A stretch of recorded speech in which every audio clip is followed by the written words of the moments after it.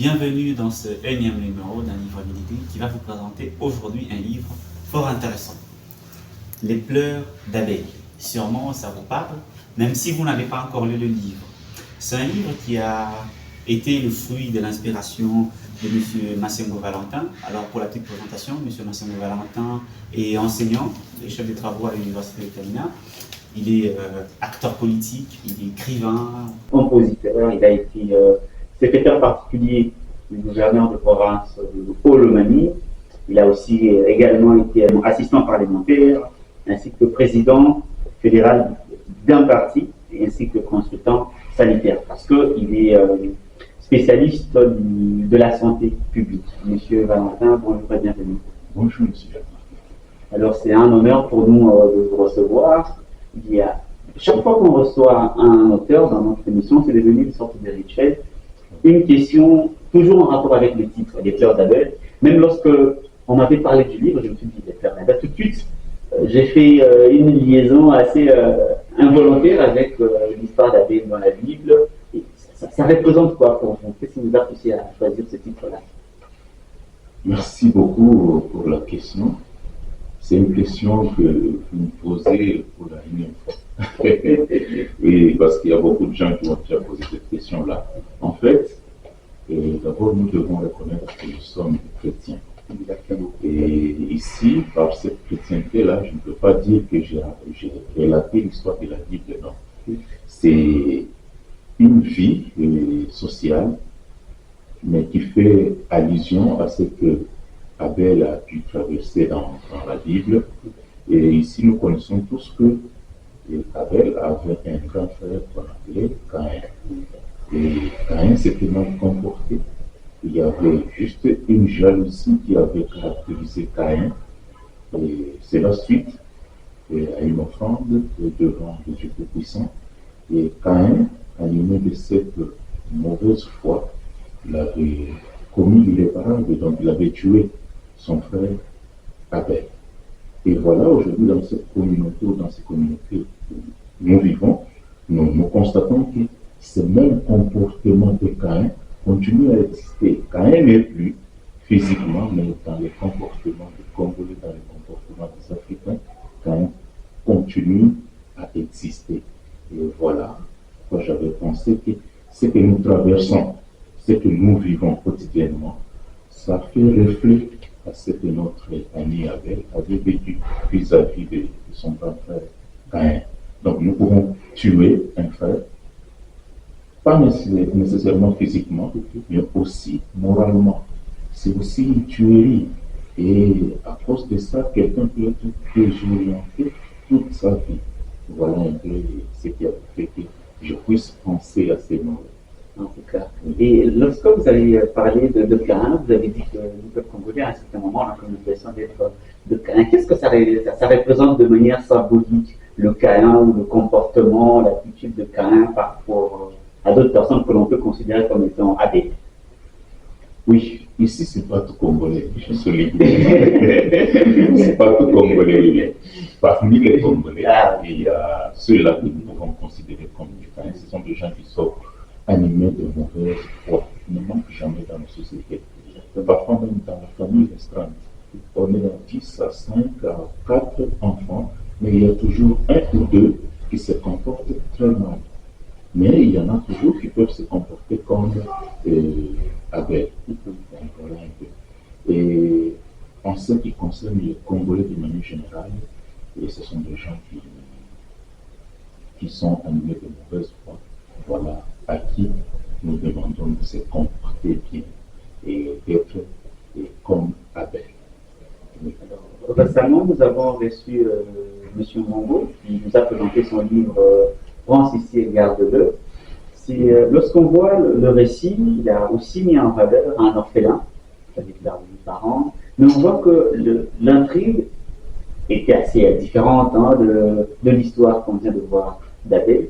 Le fait de pouvoir mettre en valeur le fait qu'Abel a perdu ses parents, est-ce que ça c'est venu simplement parce que c'est une inspiration qui est venue d'une histoire fictive ou c'est un fait de société que vous avez pu voir et vous vous êtes dit, tiens, il faudrait qu'on alarme un peu la société par rapport à ce vice que l'on est en train de vivre?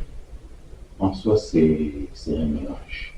Je ne dirais pas que c'est à 100% du vécu, ou c'est une histoire fictive à 100%, mais c'est un mélange. Il y a ce que j'ai vécu au travers des amis, au travers de certains frères, même de la famille restreinte. Il y a aussi une petite partie qui est une histoire fictive pour enrichir les contextes. Quoi. Oui, oui. Et on a fait les mélanges pour que ça soit un peu riche, quoi. Pour que ça puisse attirer l'attention de tous les lecteurs. Parce que s'il fallait rester dans l'entièreté sur ce qui a été vécu, ça serait une simple histoire et peut-être qui ne serait pas attrayante. Voilà un peu.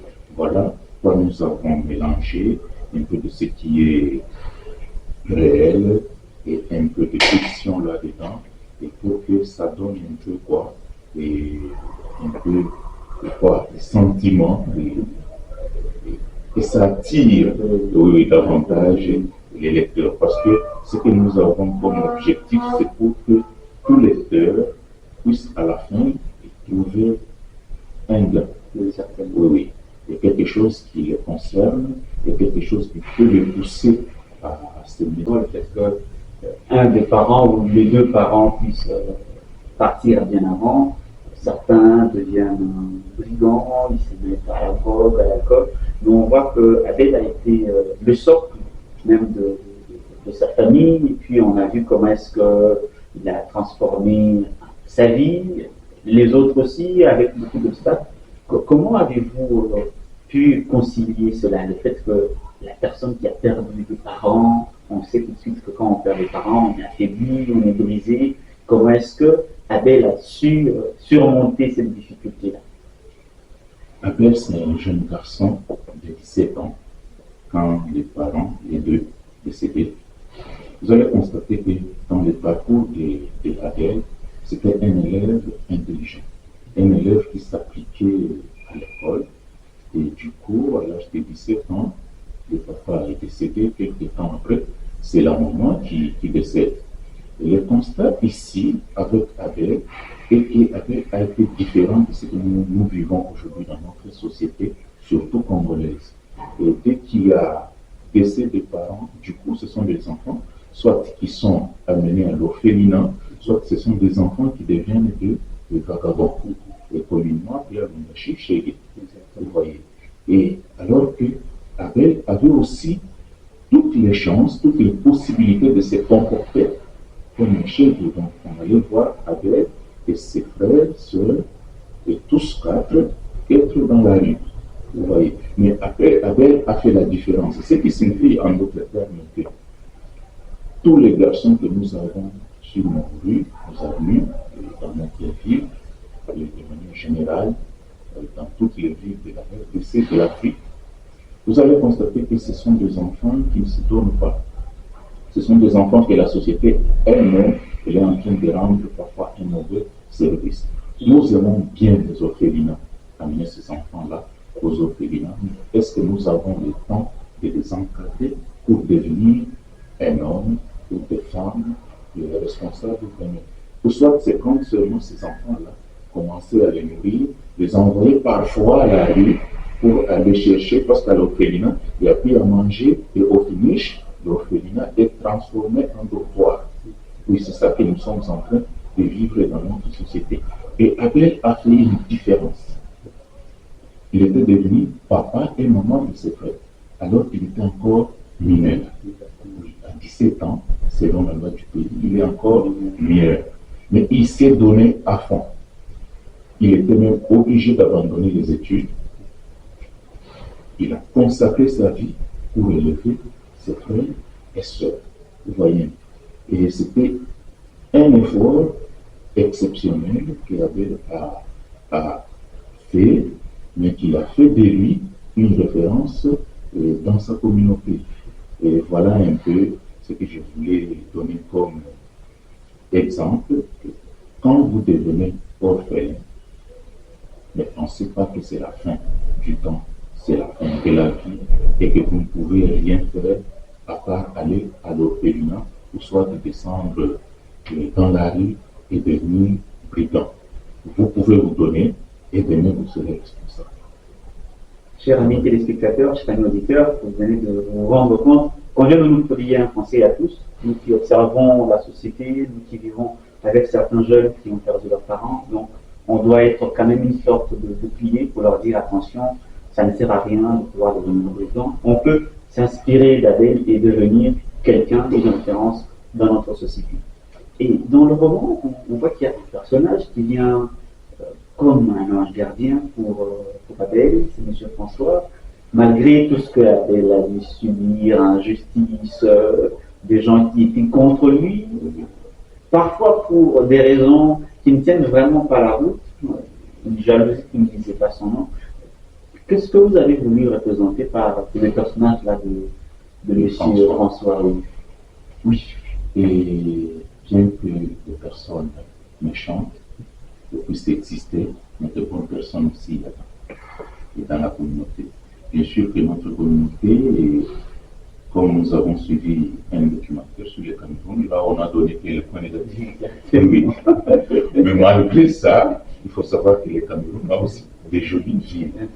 C'est comme ça.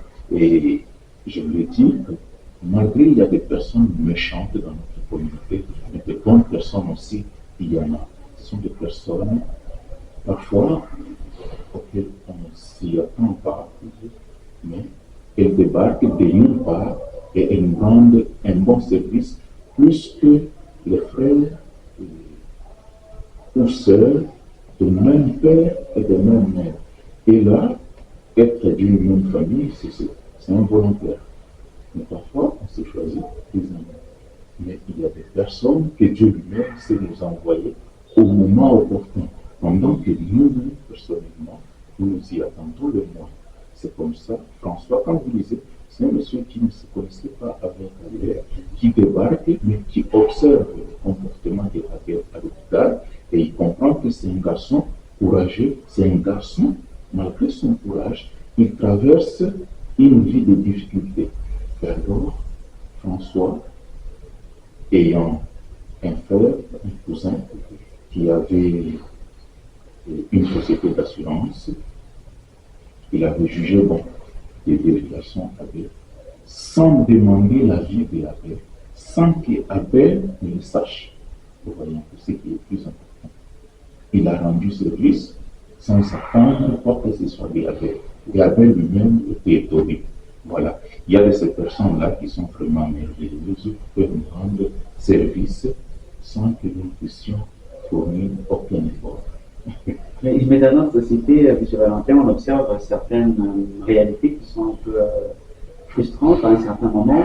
C'est qu'il peut y avoir un jeune qui cherche de l'emploi et il y a quelqu'un qui peut lui offrir cet emploi-là, mais il lui dit qu'il faudrait qu'il y ait une sorte de rétro-commission à chaque fin de 2 mois, lorsque vous avez, je ne sais pas moi, votre salaire, vous donnez 10%, 30% de votre salaire. Qu'est-ce que vous pouvez donner comme conseil à ces jeunes qui sont dans une situation pareille et ceux qui font vivre une telle situation à d'autres personnes?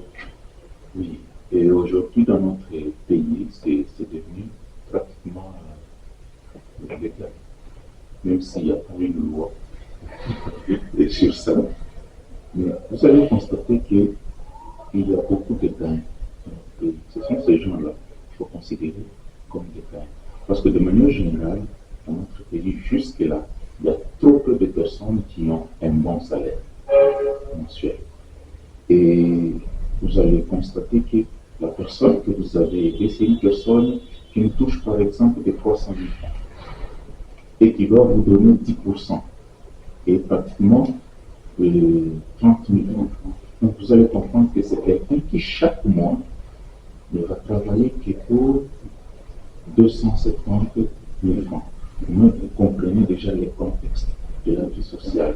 Et c'est quelqu'un que vous êtes en train de tuer, mais vous-même vous pensez que vous l'avez aidé parce que vous lui avez trouvé un petit emploi, qui l'emploi même est incapable de subvenir à tous ses besoins. Voilà un peu ce comportement-là qui est à décourager. Ici, si nous rentrons dans notre roman, nous allons comprendre que François ne connaissait pas Abel. Abel ne connaissait pas François. Mais François a pris le temps d'aider Abel sans que Abel lui-même ne le sache. Voilà un peu la générosité. Mais ici, si vous voulez aider quelqu'un et puis lui demander une rétrocommission, c'est méchant. Aider avec un cœur pur, car Dieu lui-même vous a créé sans qu'il y ait une contrepartie. Et voilà.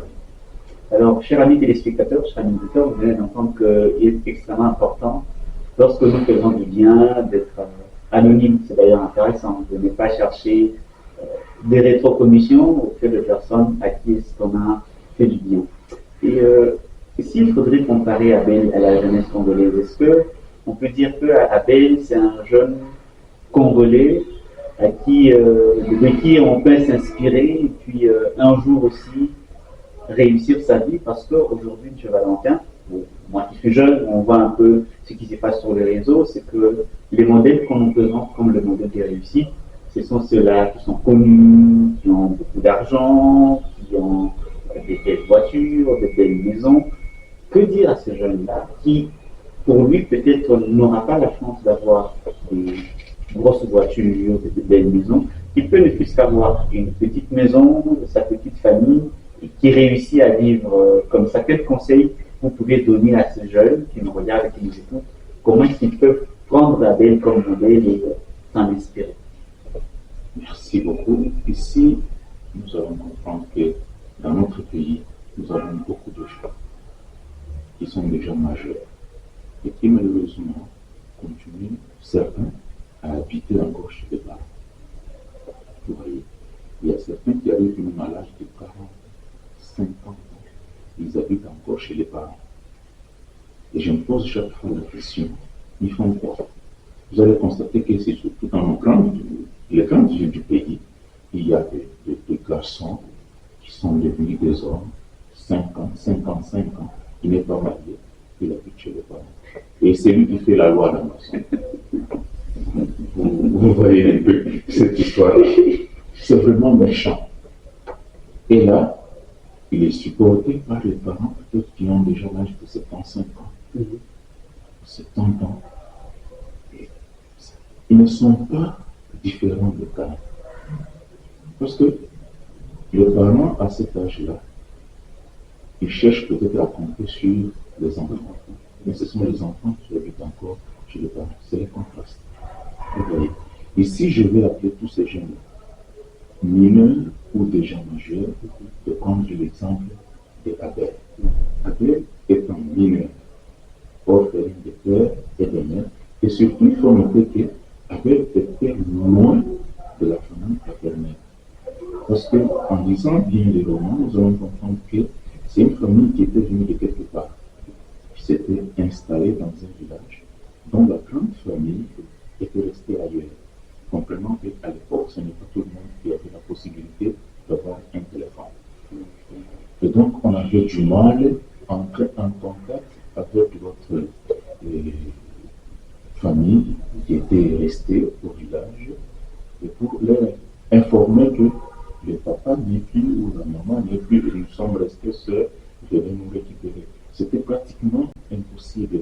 Et est-ce qu'Abel avait la possibilité de les atteindre?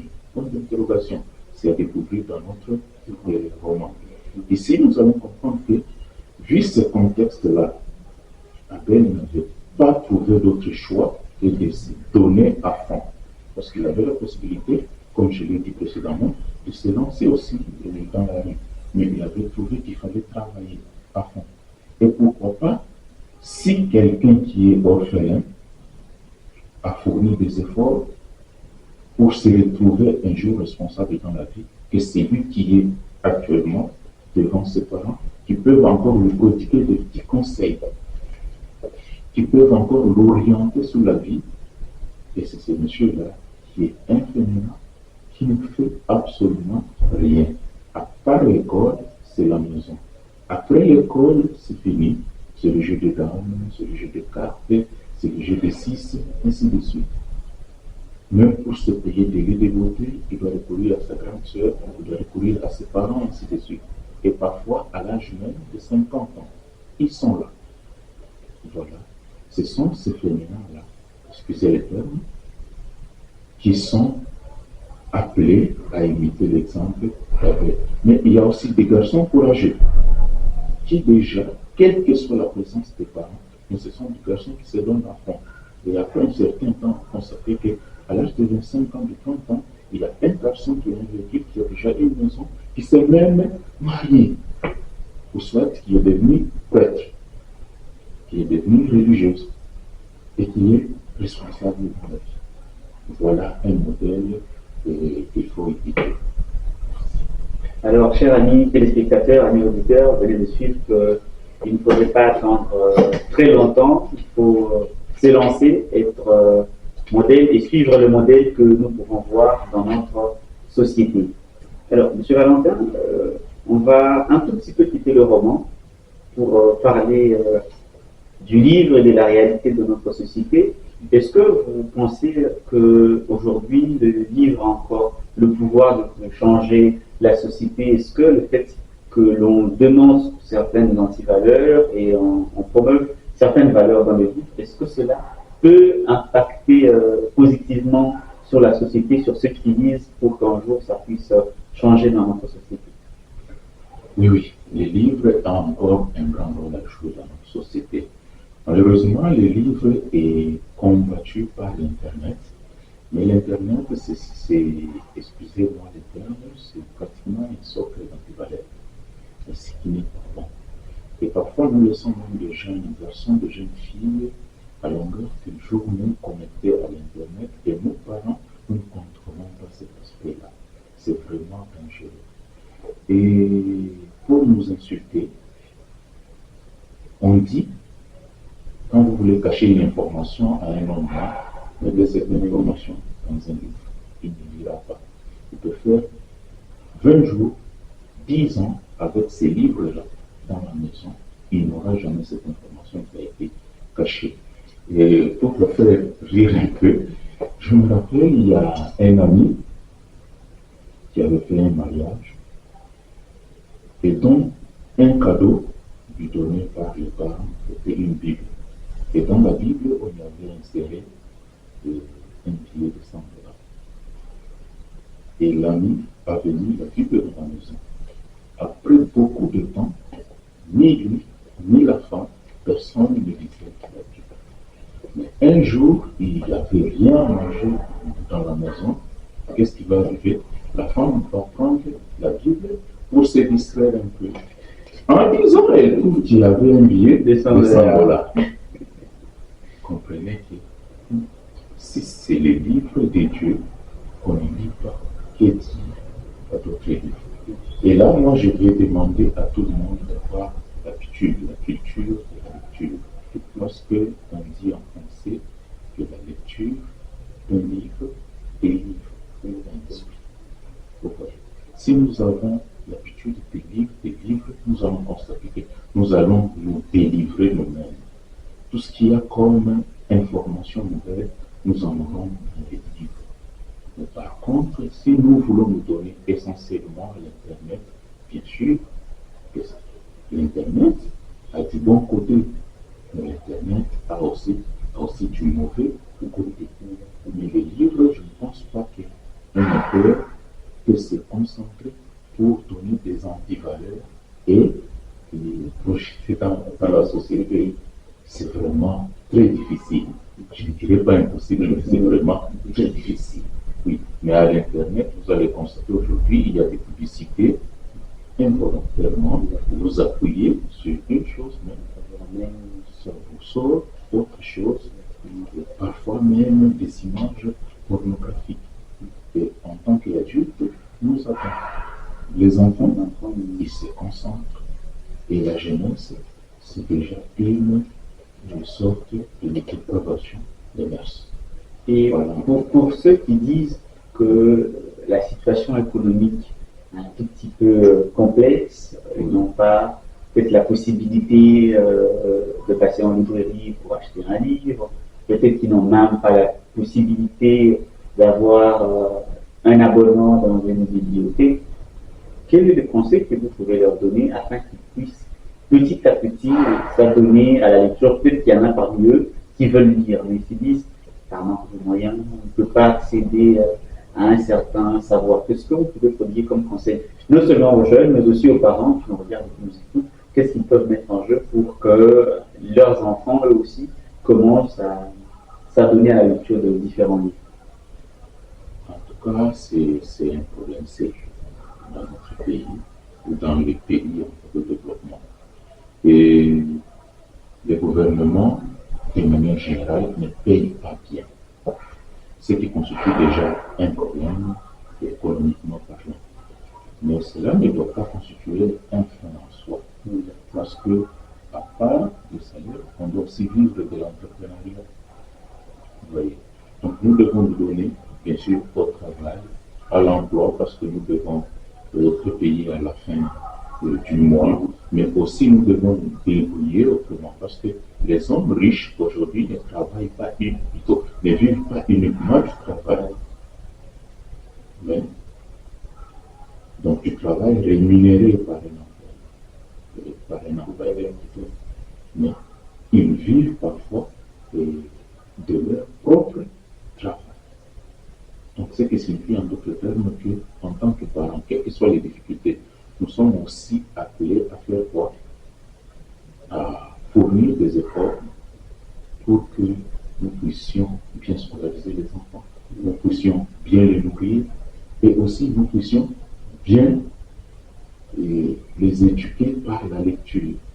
Avoir l'habitude de payer des livres dans la maison, c'est éduquer les enfants à la lecture. Parce que quand ils vont grandir, ils vont aussi avoir l'habitude de passer dans des bibliothèques, de passer dans des librairies, pour d'acheter un petit livre. Aujourd'hui, vous allez constater qu'il y a des livres qui coûtent cher, mais il y a aussi des livres qui coûtent moins cher. Parce que ici, nous sommes dans une librairie. Il y a des livres qui coûtent 3 000 francs. 3 000 francs, c'est $1. Mais il y a des gens qui prennent 3 000 francs pour payer des beignets et manger seulement. Et à la fin, il n'a rien compris. Il n'a rien magasiné. Voilà. Il n'emmagasine rien, il ne comprend rien, et au finish, il a un problème de maladie, par exemple la fièvre typhoïde. Parce que vous allez constater sur la vie qu'il y a des beignets qui ne sont pas couverts, qui passent toutes les journées exposés à la poussière. Et ce sont ces enfants-là qui prennent les 3 000 francs, ils vont payer ces beignets-là, ils en consomment, et puis, à la fin, ils ont la fièvre typhoïde. Mais s'il avait pris les 3 000 francs-là, et il paye un petit livre, à la fin, c'est un enfant qui sera intéressant dans la société. Pourquoi? Parce que c'est un enfant que tout le monde va trouver intelligent. Parce que quand nous vivons, nous observons ce qui se passe autour de nous. Il y a des enfants qu'on découvre qu'ils sont intelligents, c'est par rapport à ce qu'ils disent. Vous voyez. Un enfant qui a lu quelque part, vous allez constater que c'est un enfant parfois qui récite. C'est un enfant qui relate quelque chose sur l'environnement. C'est un enfant que vous pouvez poser une petite question sur un arbre, il vous répond. C'est un enfant que vous pouvez poser une question sur la poule, il vous répond. La poule, c'est quoi? Il sait que c'est un oiseau. Quelle est la différence entre la poule et la chèvre? L'enfant, il sait vous expliquer. Pourquoi? Parce que c'est un enfant qui a l'habitude aussi de lire. Il a découvert quelque chose dans le livre et il apprend quelque chose dans la famille. Et c'est cet enfant-là qui se développe dans la société. Mais que l'enfant que nous éduquons seulement avec les manger, c'est un enfant qui n'apportera pas grand-chose dans la société. Alors, on dit souvent que les bonnes choses ne durent jamais. Nous sommes arrivés presque à la fin de notre magazine, chers amis téléspectateurs, chers amis auditeurs. Merci de nous avoir suivis. Mais bien avant qu'on se sépare, M. Valentin, nous aurons besoin d'une minute de la fin, évidemment, une sorte de... Qu'est-ce qu'on peut retenir de votre roman, Les pleurs d'Adèle? Oui, ce n'est pas un livre religieux, mais c'est un mélange qui prend la religion et la vie sociale.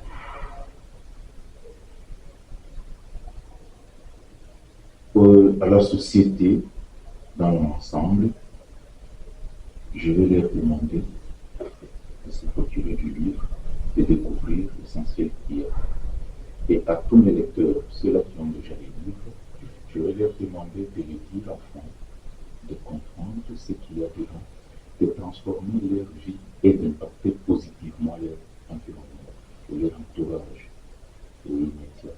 Et aussi d'en parler aux autres. Parce que, comme je l'ai dit, lire des livres, des livres l'esprit. Oui. Ils vont comprendre des choses, et ces choses-là vont les aider dans la société, et ils vont devenir des personnes semblables à Abel et non semblables à Caïn. Voilà au moins le message le plus important que je peux passer. Merci beaucoup, M. Valentin, d'être venu nous parler de votre roman, Les Pleurs d'Abel.